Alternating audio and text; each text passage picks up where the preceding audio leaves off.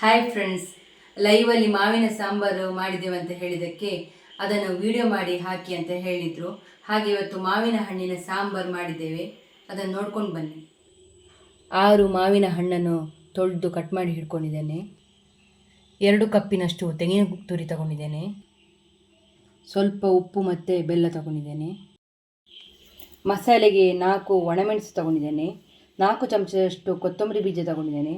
2.5 ಚಮಚದಷ್ಟು ಉದ್ದಿನಬೇಳೆ ತಗೊಂಡಿದ್ದೇನೆ. ಅರ್ಧ ಚಮಚದಷ್ಟು ಮೆಂತ್ಯ ತಗೊಂಡಿದ್ದೇನೆ. ಅರ್ಧ ಚಮಚದಷ್ಟು ಜೀರಿಗೆ ತಗೊಂಡಿದ್ದೇನೆ. ಇದಕ್ಕೆ ಸ್ವಲ್ಪ ಎಣ್ಣೆ ಹಾಕ್ಕೊಳ್ಳುವ. 1 ಎಸಳು ಕರಿಬೇವು ಹಾಕ್ತೇನೆ. ಈಗ ಇದನ್ನು ಫ್ರೈ ಮಾಡಿಕೊಳ್ಳುವ.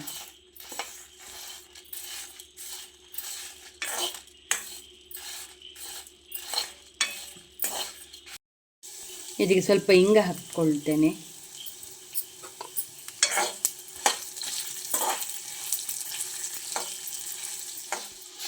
ಗೋಲ್ಡನ್ ಕಲರ್ ಬಂದಿದೆ, ಈಗ ಸಾಕು. ತೆಂಗಿನ ತುರಿ ಮತ್ತು ಮಸಾಲೆಯನ್ನು ಮಿಕ್ಸಿ ಜಾರಕ್ಕೆ ಹಾಕ್ಕೊಳ್ತೇನೆ.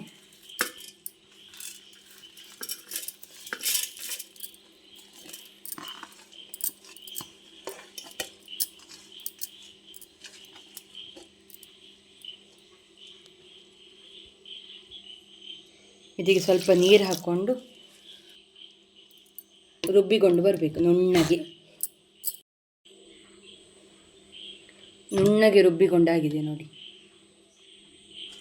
ಇದಕ್ಕೆ ಬೆಲ್ಲ ಮತ್ತು ಉಪ್ಪು ಹಾಕ್ಕೊಳ್ಳುವ. ಇದಕ್ಕೆ ಸ್ವಲ್ಪ ನೀರು ಹಾಕ್ಕೊಳ್ಬೇಕು.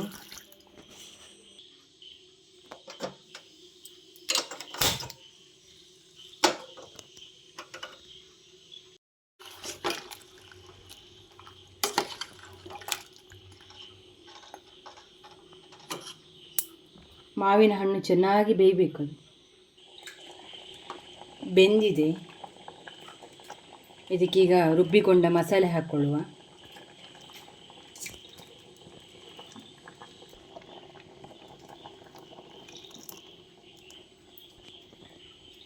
ಚೆನ್ನಾಗಿ ಮಿಶ್ರಣ ಮಾಡಿಕೊಳ್ಳುವ.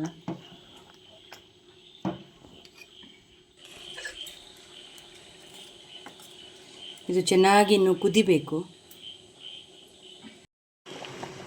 ಇದು ಚೆನ್ನಾಗಿ ಕುದಿ ಬಂದಿದೆ, ಸಾಕು. ಅನ್ನ ಮತ್ತು ದೋಸೆಯೊಟ್ಟಿಗೆ ಸಾಂಬಾರು ಸೂಪರ್ ಆಗ್ತದೆ. ನಿಮಗೆ ಈ ವಿಡಿಯೋ ಇಷ್ಟ ಆದರೆ ಲೈಕ್ ಮಾಡಿ, ಶೇರ್ ಮಾಡಿ, ಕಮೆಂಟ್ ಮಾಡಿ, ಸಬ್ಸ್ಕ್ರೈಬ್ ಮಾಡಿಕೊಳ್ಳಿ. ಥ್ಯಾಂಕ್ಸ್.